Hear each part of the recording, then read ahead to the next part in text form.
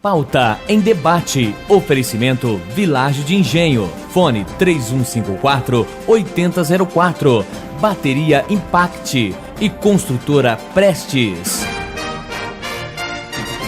Olá, boa noite, seja bem-vindo. O Pauta em Debate está no ar.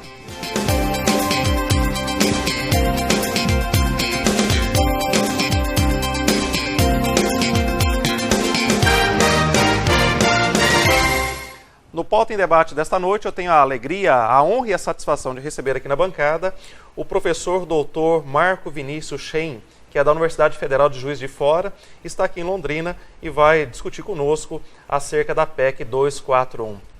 Doutor Marcos, muito boa noite, seja bem-vindo. Obrigado, Clodomiro. É um prazer estar aqui e conversar sobre um tema tão atual e tão relevante para a população. O professor Marco Vinícius foi diretor da Faculdade de Direito da Universidade Federal de Juiz de Fora e também reitor em exercício por um certo período e tem uma vasta experiência na área jurídica e, portanto, a nossa discussão aqui se pauta por essa grande polêmica hoje que está em torno da PEC 241. Marco, como que você avalia essa PEC nesse exato momento da realidade política brasileira? É uma necessidade que se impõe ao Estado, no sentido que nós vamos repensar o tamanho do Estado, ou basicamente é um modelo de Estado que está sendo levado adiante hoje por um grupo político que chega ao poder? Eu não tenho a menor dúvida que isso é um modelo de Estado que quer ser imposto à população por um grupo político que está no poder. Primeiramente porque a gente percebe claramente que a escolha da medida que está ali colocada na PEC 241 é uma escolha de um governo cuja política que determina a sua ação é uma política de mercado.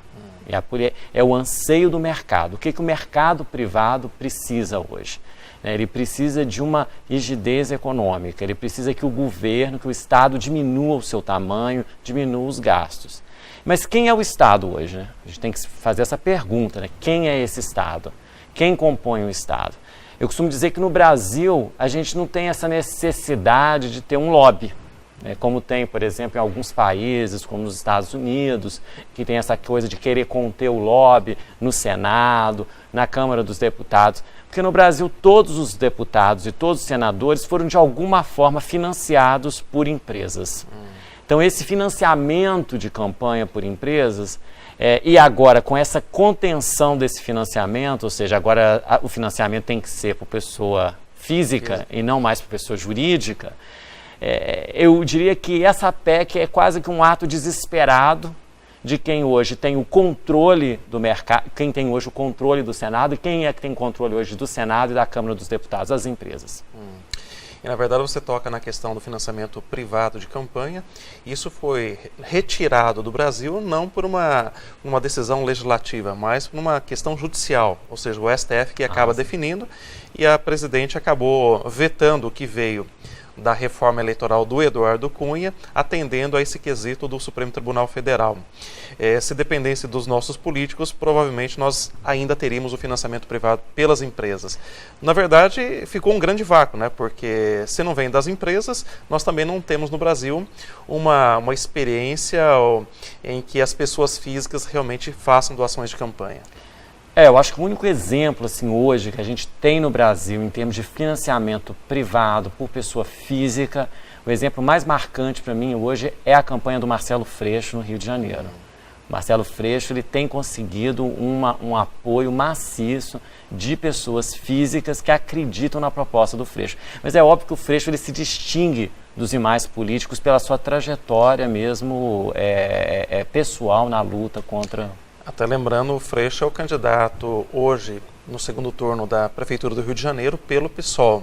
E aí a questão, é um partido que tem o quê? Tem uma substância ideológica, o que me parece que falta na grande maioria dos partidos brasileiros. Então essa identificação ideológica acaba de fato atraindo pessoas que defendem aquela bandeira, que tem um posicionamento ideológico. Pessoas físicas, exatamente. Nos demais partidos isso fica bastante difícil, né? Porque os partidos não têm mais essa musculatura ideológica para se posicionar na própria sociedade. Eu acho que o grande exemplo no Brasil hoje de um partido político que está completamente cooptado pela questão empresarial e tudo, é o PMDB, né? Assim, que é fisiológico, né? O PMDB, ele não sai do poder. É óbvio que no Brasil a gente não pode generalizar todos os candidatos do PMDB, porque no Brasil ainda há a figura muito personalista do político em que as pessoas se ligam a ele de uma forma pessoal, né? E ele também tem o seu comportamento, muitas vezes, não intimamente relacionado com a dinâmica do partido. A gente sabe disso porque o próprio PMDB, que é um partido altamente fisiológico, né, e que tinha aquela bancada muito ligada ao Eduardo Cunha, ele também ele passa por essa dissensão, esse dissenso interno, né? Mas, de qualquer forma, é um bom exemplo, por quê? Porque essa medida, a PEC, voltando à PEC 241, o que acontece? O Michel Temer, qual é o desejo da política de governo do Michel Temer? É um desejo de dar um sinal positivo ao mercado. Quem é o mercado? O mercado são as empresas privadas que financiaram a maior parte dos políticos que hoje compõem a Câmara dos Deputados e do Senado Federal. As empresas privadas, além disso, né, além desse financiamento privado e do alto volume de dinheiro que foi depositado nessas campanhas, com a contenção disso é preciso garantir o desejo do mercado agora. Por isso, aí a gente começa a discutir o lapso temporal da PEC, 20 anos. É uma questão importante porque por que se estabelece 20 anos? E não 10 e não 5. E por que nós temos que colocar isso na nossa Constituição? Por que esse rigor tão extremado? Né? É uma questão que eu te coloco, Marcos, de certa maneira o Estado inchado.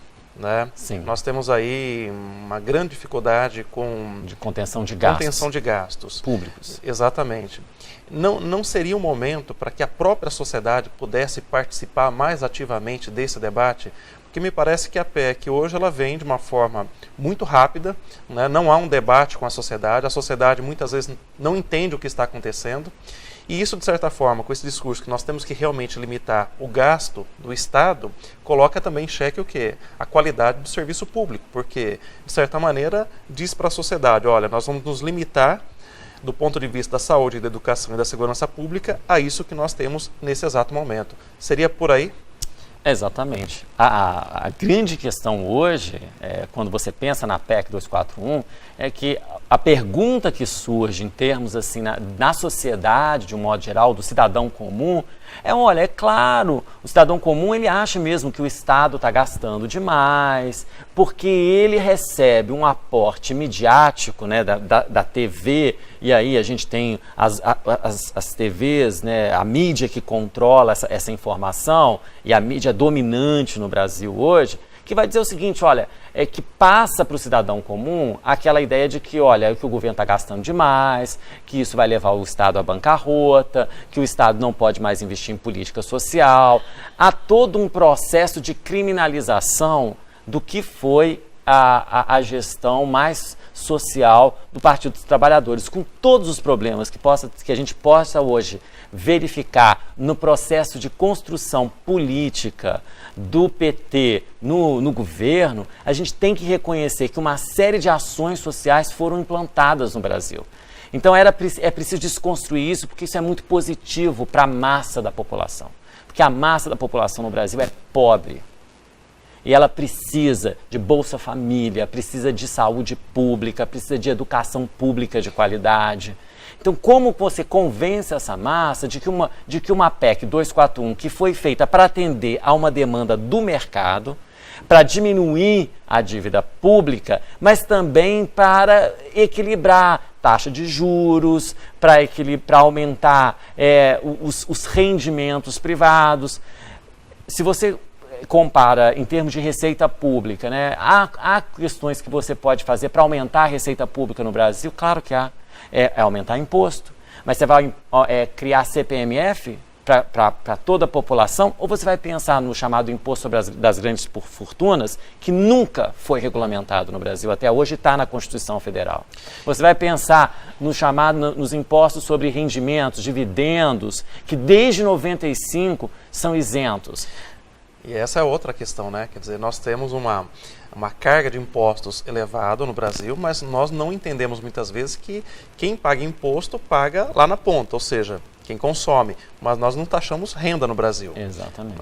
Então, quem tem renda no Brasil praticamente passa ileso dessa taxação da parte do Estado. Um exemplo muito interessante é o imposto sobre transmissão causa-mortes, né, que é o imposto sobre heranças e doações. Ele é um imposto, no Brasil, muito baixo se comparado a países na Europa e nos próprios Estados Unidos. Ou seja, o que acontece? Nós beneficiamos no Brasil quem tem dinheiro.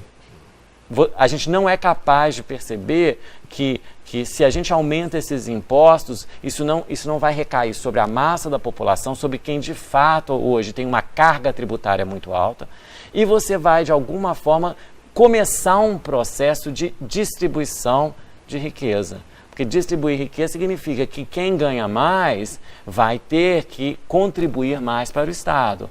E quem ganha menos vai ter que ganhar do Estado serviços públicos de mais qualidade.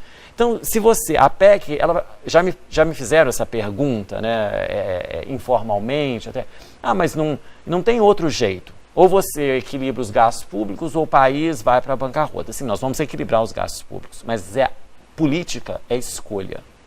E a escolha, e quem tem essa escolha, quem toma essa decisão, tem que levar em conta as consequências da sua decisão. Então, as consequências, quem vai arcar com essas consequências no longo prazo, nos 20 anos? Porque isso é uma política de 20 anos, isso é uma alteração da Constituição.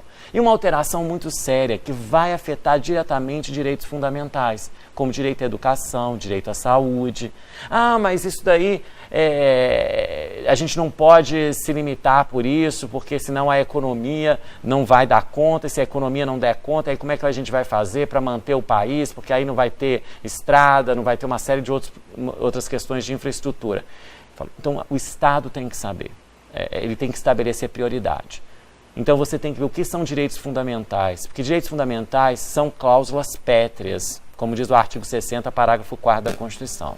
E quando você vê uma PEC dessa, ela vai sim incidir diretamente sobre direito fundamental. E aí a gente tem que pensar, direitos fundamentais que até hoje não foram efetivados de forma plena. O limite de 18% na educação, 15% na saúde, o Estado ele está sempre aquém desse limite de investimento. Então agora ele vai, além disso, por isso que a alteração é importante, e por isso que precisava ser por emenda constitucional. Porque esses governantes que estão aí hoje, eles sabem que eles não podem adotar políticas que vão afetar os direitos fundamentais ou afetar outros direitos na Constituição. Na verdade, quando você traz isso para a Constituição, você está legitimando constitucionalmente, né, essa limitação com os gastos que estão implicados nesses pontos que você bem levanta. Os nossos direitos fundamentais, que são basicamente saúde, educação, entre outros. Né? Então é interessante porque, na forma como você coloca, nós hoje vivemos uma opção política. Né? E essa opção política ela tem que ter, da parte da sociedade, muita clareza das consequências que ela trará.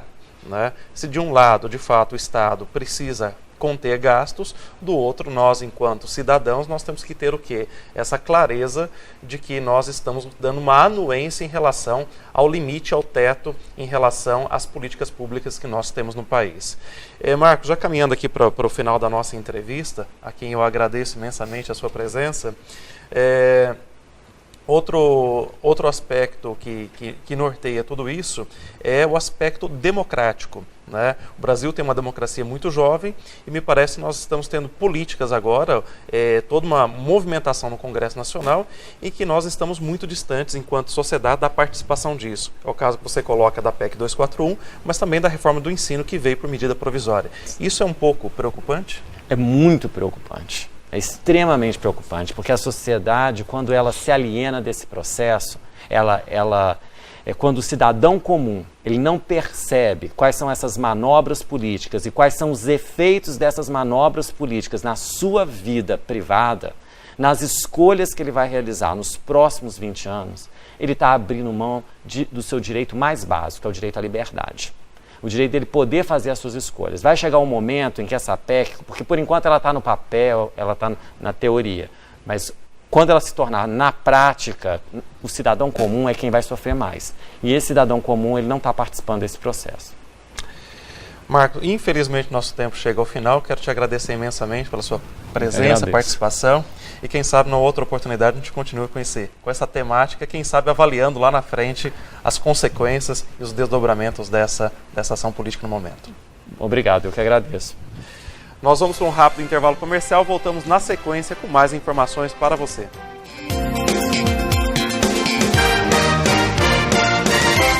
Vamos falar de uma coisa boa, aliás, do melhor negócio imobiliário dos últimos tempos na região norte da cidade, o Jardim Verona. Apenas 3 minutos da Saúl Elquinde ao lado do Jardim Maria Cecília, que você conhece tão bem. Terrenos a partir de 252 metros quadrados com 12 metros de frente, uma metragem que permite, por exemplo, 2 casas geminadas. Agora, o melhor, tudo isso com parcelas a partir de R$ 595. Meu amigo, olha só o que estou dizendo. Você vai morar a 3 minutos da Saúl Elquinde e ao lado do Maria Cecília, com parcelas a partir de R$ 595. É bom demais. Agora, para ser melhor ainda, é importante você saber quem garante o Jardim Verona. A Protenge Urbanismo, uma empresa com 30 anos de mercado e com mais de 10 loteamentos entregues aí na região norte. Então, você já sabe, quer morar bem a 3 minutos da Saúl, pagando pouco? É só no Jardim Verona. Procure hoje mesmo o plantão de vendas, que fica na Saúl Elquinde 3139, ao lado do Corpo de Bombeiros. Ou ligue agora 3356-6060. Há mais de 49 anos, a Santa Casa mantém-se fiel à sua filosofia, ser um hospital focado no atendimento humanizado, preocupado com a qualidade da assistência médica e hospitalar. O hospital investe na promoção da saúde com constante qualificação de seus profissionais, bem-estar dos pacientes e excelência dos serviços com tecnologia de ponta. Todos os dias, aproximadamente 70 pessoas são atendidas pela Santa Casa, por um time de 230 colaboradores e 68 leitos, além de uma média mensal de 1.500 atendimentos de emergência. Soma-se ainda mais 660 atendimentos ambulatoriais particular e convênio, mais de 100 cirurgias, 380 internações e 126 nascimentos todos os meses. A Santa Casa atende todas as especialidades com serviços de diagnóstico por imagem e é referência para atendimento na sua microrregião de 4 cidades e distritos em um universo de quase 400 mil pessoas. A Santa Casa pensa no futuro e tem planos de expansão. Nos últimos 3 anos, mudou sua forma de administrar, se tornou mais eficiente, comprometida com a transparência e os resultados. Para que essa realidade se consolide e se expanda, a Santa Casa necessita de apoio de parceiros e investidores que sabem da importância de investir em vidas humanas porque acreditam em nossa missão.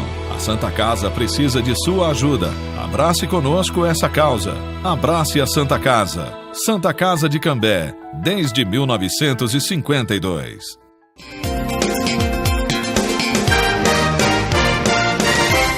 Estamos de volta com o Pauta em Debate e eu recebo agora, nesse momento, o professor e também fundador da Faculdade Teológica Sul-Americana aqui em Londrina, o professor doutor Antônio Carlos Barro.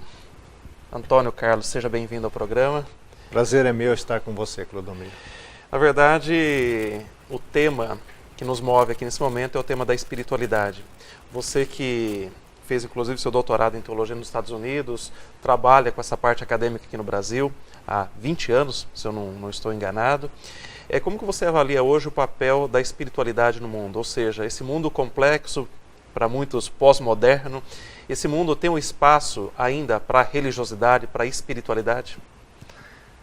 É um tema interessante e quando a gente pensava, ou os estudiosos, cientistas da religião, sociólogos, achavam que o mundo caminharia para se ver livre da espiritualidade ou da religião, o que está acontecendo é justamente o contrário, né? A espiritualidade está em alta, há uma busca, não necessariamente a espiritualidade cristã, qualquer tipo de espiritualidade está em alta e o ser humano se descobre que precisa de algo que transcende o seu momento aqui na Terra ou a sua circunstância e acaba se voltando mais uma vez para a espiritualidade. Então, eu diria que a espiritualidade foi importante e continua, e creio que será sempre importante, não na vida de todo mundo, naturalmente, mas creio que na vida da maioria das pessoas. Antônio Carlos, você fala que a espiritualidade hoje está em alta e, consequentemente, as religiões, as religiosidades. Isso está um pouco vinculado a essa aposta que o homem moderno fez na tecnologia, na ciência, ou seja, uma confiabilidade muito grande que a dimensão material da vida resolveria todos os problemas da nossa existência humana. E talvez um pouco de desencanto, né? Hoje o ser humano tem um desencanto porque por mais tecnologia, por mais benefício de uma vida material, ele ainda se sente vazio. E esse vazio necessariamente é preenchido pela religião. Esse é exatamente o ponto que se discute hoje. A ciência prometeu que a sociedade ou o ser humano se veria livre de problemas da doença, enfim. A tecnologia ajudaria o ser humano a se ver livre da religião. E nós temos autores, né, seculares que apontam nessa direção, que a sociedade seria muito melhor, o mundo seria melhor sem a presença da religião. E a religião, neste caso, funciona como um limitador para o ser humano progredir ou aspirar coisas melhores na vida. Mas, ao mesmo tempo, como você está apontando, os problemas continuam, os dilemas continuam, especialmente dilemas existenciais. A depressão, nunca se viu tanta gente deprimida como nos dias de hoje. E aí existe um desencanto, uma desilusão, porque a pessoa achou que não precisaria disso e de repente se descobre que precisa. Então religião, num certo sentido, é um negócio até engraçado, né? Porque a pessoa vai tocando a vida e vai levando, enquanto aparentemente as coisas estão bem. De repente, quando aperta um pouco, ou ela se vê com um problema, uma doença, uma enfermidade, um desastre na família, logo então se recorre à religião. Aquele ser humano que era tão frio ou calculista se vê orando ou rezando ou indo a uma missa ou a um culto pedindo um auxílio de um religioso. Enfim, acho que isso não vai acabar nunca nesse sentido. E esse vazio que você apontou é interessante, porque quando a gente pensa nos santos da igreja, Santo Agostinho, por exemplo, que eu sei que você gosta, disse que esse vazio que o ser humano tem, ele só pode ser preenchido com o ser de Deus. Ou seja, o tamanho do vazio é o tamanho de Deus. E nada que se coloca para preencher esse vazio, certamente não vai preenchê-lo, porque não é suficiente. Então aí, creio que Santo Agostinho foi feliz nessa expressão, e ele resume bem o que é o ser humano. É um ser vazio que precisa de Deus. Ou seja, um ser que necessita do aspecto da transcendência, né? A gente crê que sim, né? Antônio Carlos, saindo um pouco dessa esfera mais ligada à espiritualidade, o papel da religião no aspecto político, ou seja, você que trabalha com a religião mais voltada aqui para a América Latina, como que você avalia nos últimos anos, ou talvez nas últimas 2 décadas, a presença da religião, da religiosidade, em relação à questão política? A religião traz uma contribuição para uma consciência política, ou ao contrário, a religião acaba distanciando as pessoas desse envolvimento? Até nós falávamos aqui no bloco anterior, né, com o professor Marcos Vinícius, a presença da população em relação a grandes temas que envolvem os dilemas da sociedade. A religião contribui para uma consciência política ou um afastamento da política? Os dois. Porque nós recebemos uma tradição religiosa de afastamento da sociedade. Ou seja, não é papel da igreja, dos religiosos, envolver-se com a política, com aquilo que convenciona dizer o mundo. Né? O mundo tem, essa expressão o mundo tem sempre uma conotação negativa, tanto para o evangélico como para o católico. Então envolver-se com as coisas do mundo sempre foi visto como pecado e também seria uma maneira de afastar você de Deus, ou das coisas de Deus, ou da espiritualidade. Envolver-se com o mundo é um afastamento de Deus. Exatamente, o que é uma incoerência, porque... Uma visão ascética, né? Se nós olharmos para as Escrituras, nós vamos ver que um grande verso da Bíblia, que quase todo mundo já ouviu, começa dizendo que Deus amou o mundo. E por ter amado o mundo, deu o seu Filho Jesus. Então, a religião, predominantemente, continua vendo a política como uma coisa nefasta, de não envolvimento, não se envolver com isso, porque se você se envolver com a política vai acabar com você, com a sua espiritualidade e com a sua religiosidade. Então nós temos esse aspecto. Aí, alguns anos atrás, vou olhar do lado do ponto de vista evangélico, descobriu-se que o camarada podia ser um vereador, um deputado, um senador e até mesmo aí um governador, como é o caso agora que nós temos. No Rio, especificamente. E aí foi outro desastre, porque os camaradas não estavam preparados para desenvolver a política de uma forma honesta, sadia, pura, e a religião, que deveria informá-lo como ser um bom político, não fez isso. Então, você vai ver os evangélicos na política, eles não têm a menor distinção e a menor diferença dos evangélicos ou dos políticos que não se dizem religiosos ou não são evangélicos. Nesse aspecto você fala em envolvimento política partidária mesmo. Na política partidária, por exemplo. Mas nós temos o aspecto do envolvimento com a sociedade, por exemplo. Olha, é difícil essa questão porque, como eu disse, a gente cresceu com uma herança de afastamento. E a igreja, ao pensar em envolver-se com os dilemas e problemas da sociedade, ao fazer isso, algumas que querem fazer, ou alguns líderes que querem fazer isso, logo recebem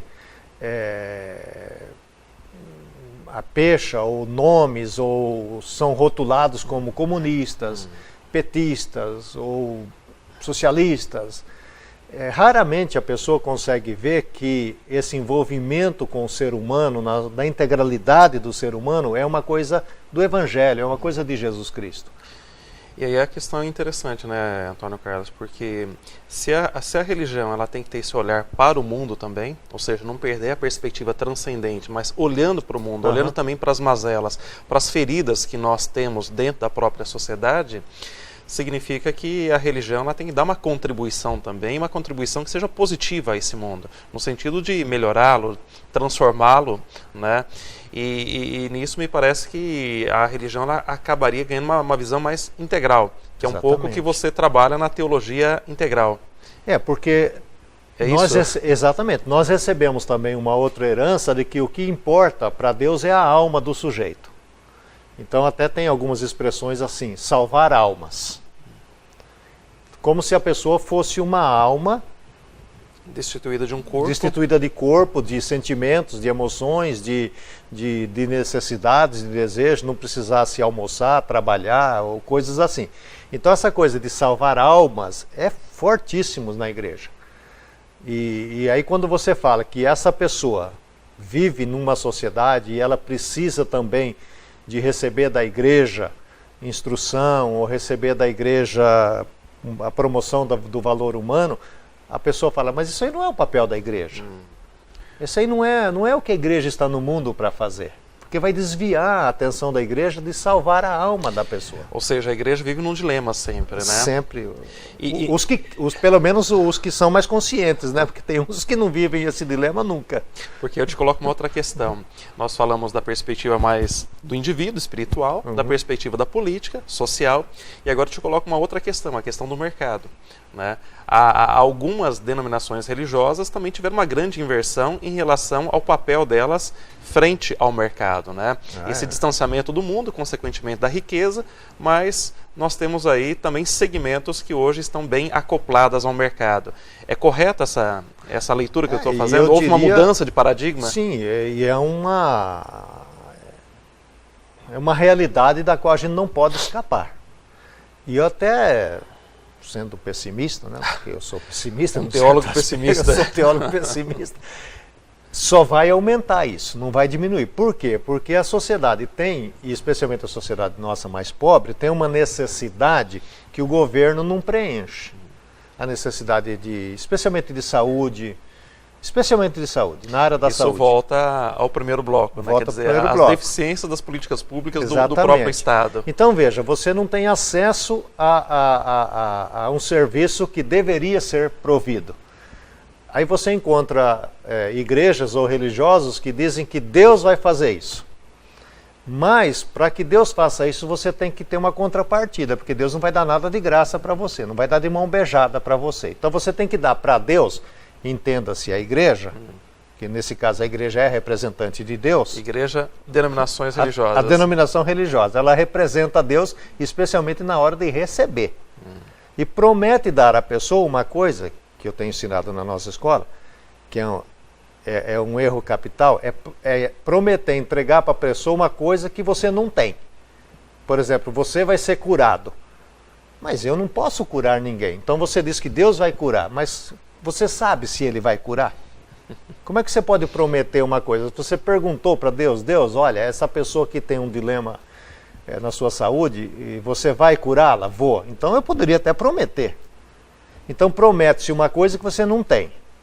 Se você não tem como entregar. E a pessoa não recebe aquela cura, recai sobre ela a falta. Não é sobre o que prometeu ou sobre a igreja. Ela não teve fé. Então aí vai é uma coisa assim. E a fé é subjetiva, né? E é subjetiva. Como você mensura a fé? Não tem como mensurar. Eu não tive o acolhimento da graça por falta de fé, mas a fé é mensurada em que parâmetro, né? E aí a pessoa se sente uma desgraçada. Ela já estava doente e agora ela tem uma outra coisa pior ainda. Além de doente, ela não tem fé. Por isso não recebeu. Ou seja, é uma lógica um tanto quanto perversa nessa perspectiva. É perversa. A religião, nesse caso, passa a ser uma religião perversa, e nós temos autores que trabalham essa perspectiva da perversidade, a crueldade da religião para com essas pessoas, especialmente das camadas mais pobres da nossa sociedade. Bom, Antônio Carlos, nós estamos agora chegando ao final da nossa entrevista, temos 1 minuto aqui, e para não deixar essa impressão de um teólogo quase que cético, né, em relação à realidade, a sua palavra final em relação a como olhar para o horizonte e o futuro da religião e da espiritualidade. Bem, eu diria o seguinte, olhe primeiro para Jesus, porque Jesus é para mim o meu modelo de vida e é fascinante você olhar para Ele. Se você olhar para Jesus, certamente você não vai se decepcionar com esse Jesus revelado nas Escrituras. Não esse Jesus falado lá muitas vezes na igreja, esse aí não é Ele.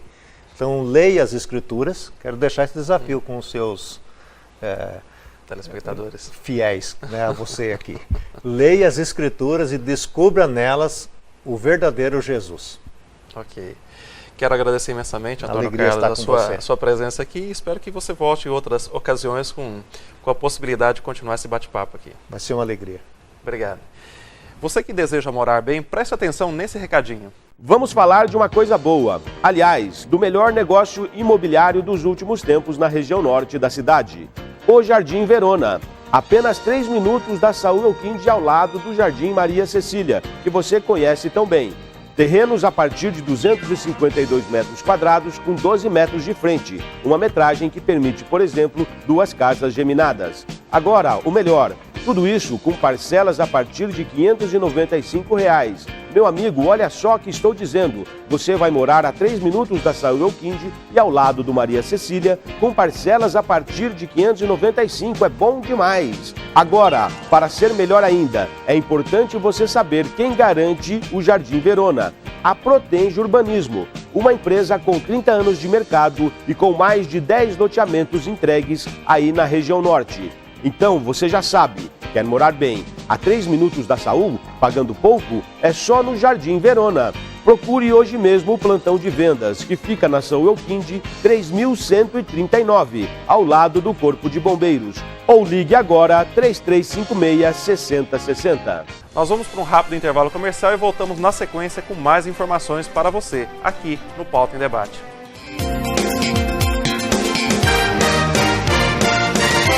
A mais de 49 anos, a Santa Casa mantém-se fiel à sua filosofia, ser um hospital focado no atendimento humanizado, preocupado com a qualidade da assistência médica e hospitalar. O hospital investe na promoção da saúde com constante qualificação de seus profissionais, bem-estar dos pacientes e excelência dos serviços com tecnologia de ponta. Todos os dias, aproximadamente 70 pessoas são atendidas pela Santa Casa, por um time de 230 colaboradores e 68 leitos, além de uma média mensal de 1.500 atendimentos de emergência. Soma-se ainda mais 660 atendimentos ambulatoriais particular e convênio, mais de 100 cirurgias, 380 internações e 126 nascimentos todos os meses.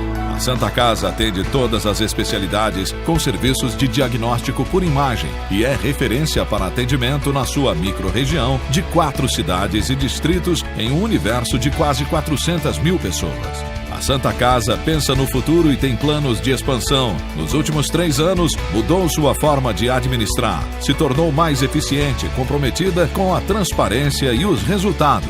Para que essa realidade se consolide e se expanda, a Santa Casa necessita de apoio de parceiros e investidores que sabem da importância de investir em vidas humanas porque acreditam em nossa missão. A Santa Casa precisa de sua ajuda. Abrace conosco essa causa. Abrace a Santa Casa. Santa Casa de Cambé, desde 1952. Meu amigo, minha amiga, o nosso programa aqui tem o objetivo, de trazer as discussões as mais variadas para que você possa criar a sua reflexão pessoal sobre os temas que aqui são apresentados. Discutimos aqui com o professor Dr. Marcos Vinícius, da Universidade Federal de Juiz de Fora, o tema da PEC 241. E também falamos aqui com o pastor, professor e fundador da Faculdade Teológica Sul-Americana, Antônio Carlos Barro, a respeito da espiritualidade, o papel da religião no mundo e também as mudanças paradigmáticas que a religião sofre nos tempos atuais. Eu espero que você tenha gostado do programa. Este e outros programas você acessa no nosso YouTube, também no nosso Facebook. Eu espero revê-lo no nosso outro programa, nos demais programas. Agradeço a sua atenção, a sua sintonia. Um grande abraço e até lá.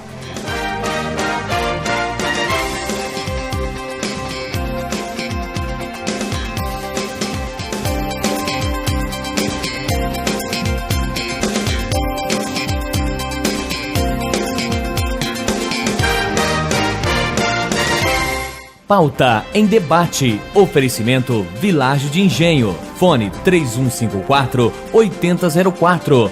Bateria Impact e Construtora Prestes.